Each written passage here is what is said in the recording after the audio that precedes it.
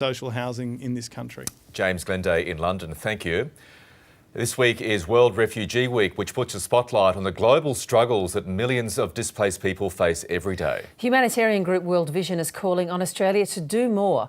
World Vision Australia's CEO Claire Rogers recently visited a refugee settlement in Uganda, and she joins us in the studio now. Claire, good morning and thanks so much for joining us. It's a pleasure. Tell us about the focus on Uganda this year. Why is that? Well, Uganda's been one of the host countries for the refugees coming down from South Sudan. And just to put this in perspective, Uganda's taken more refugees in the last 3 years than Australia has taken since World War II. So they're processing a huge number of people in fleeing from conflict and in really difficult situations. So these people are pretty traumatised to start with. Describe the conditions in the camp itself. Yeah, so the processing camp itself is the first port of call that they reach. Many have travelled 2 weeks walking, carrying whatever they can bring with them.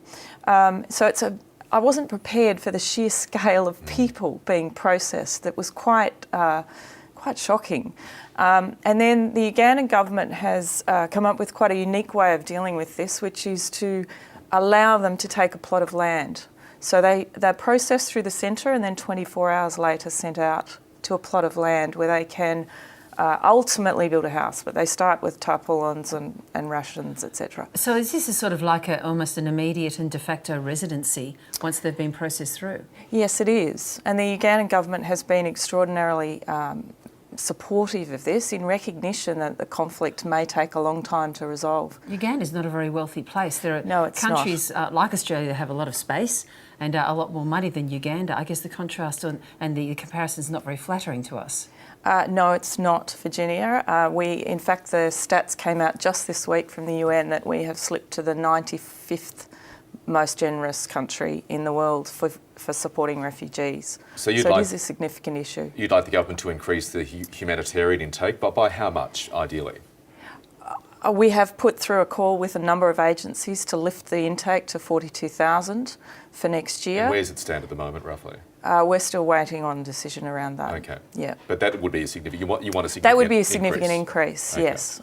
We took a special increase last year to 24,000, but so we're asking for a significant increase. But it's not just the placement of refugees; it's also the funding for the refugees globally, for the displaced people. And while I was in Uganda, the food rations were actually cut because there was a break in funding. The World Food Programme and the institutions that support these situations had also had difficulty raising sufficient funds. So rations had been cut for these people as well. And I've seen the rations, and it's not much to live on. Globally, though, we're looking at the moment in 2017 at a quite remarkable, is it an unprecedented situation with, 65.5 million people who are forcibly displaced and on the move?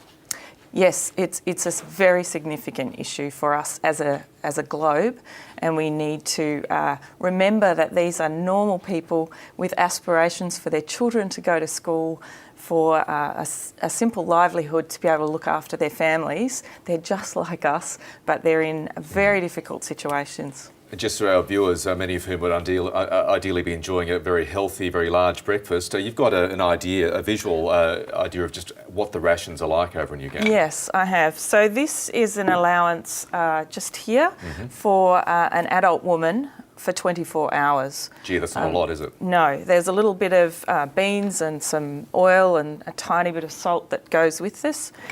This is what it was cut to for 24 hours. And that is a ration for a 3-year-old child. And so here's what the child would now receive, a 3-year-old child. This is sorghum, the actual staple that's in the jars. And that's what's changed. This middle one was what was provided while I was there.